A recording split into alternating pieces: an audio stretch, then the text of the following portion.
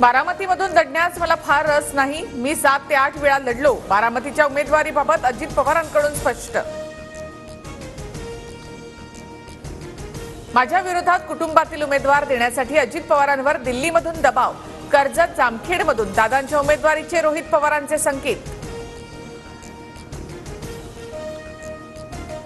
बारामतीमधून जय पवारांच्या उमेदवारीची कार्यकर्त्यांकडून मागणी होत असेल तर पार्लमेंटरी बोर्ड निर्णय घेईल। अजित पवारांचे जय पवार यांच्याबाबत मोठं वक्तव्य।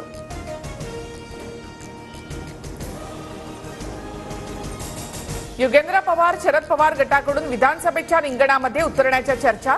बारामतीमधून जय पवार लढल्यास युगेंद्र विरुद्ध जय पवार सामना रंगण्याची शक्यता।